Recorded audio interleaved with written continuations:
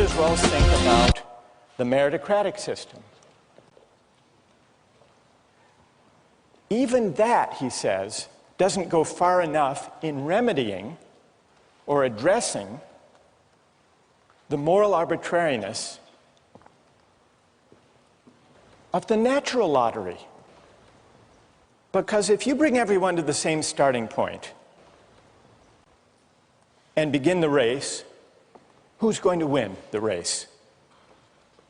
Who would win? To use the runner's example. The fastest runners would win. But is it their doing that they happen to be blessed with the athletic prowess to run fast?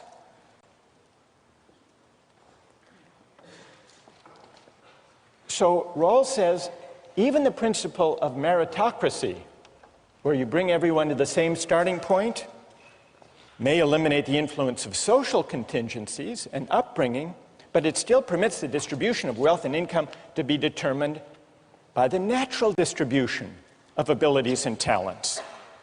And so he thinks that the principle of eliminating morally arbitrary influences in the distribution of income and wealth requires going beyond what Mike favors, the meritocratic system. Now, how do you go beyond?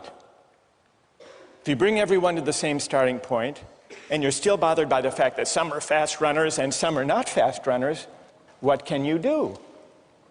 Well, some critics of a more egalitarian conception say the only thing you can do is handicap the fast runners. Make them wear lead shoes.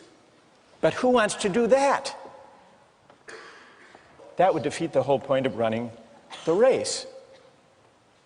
But Rawls says you don't have to have a kind of leveling equality if you want to go beyond a meritocratic conception.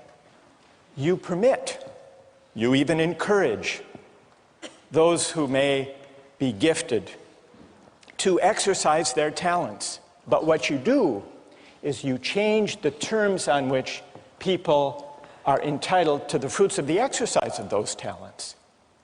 And that really is what the difference principle is. You establish a principle that says people may benefit from their good fortune, from their luck in the genetic lottery, but only on terms that work to the advantage of the least well-off. And so, for example,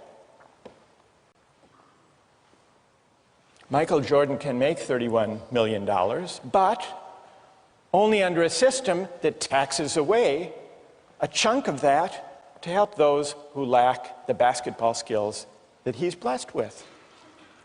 Likewise, Bill Gates. He can make his billions, but he can't think that he somehow morally deserves those billions. Those who have been favored by nature may gain from their good fortune, but only on terms that improve the situation of those who have lost out.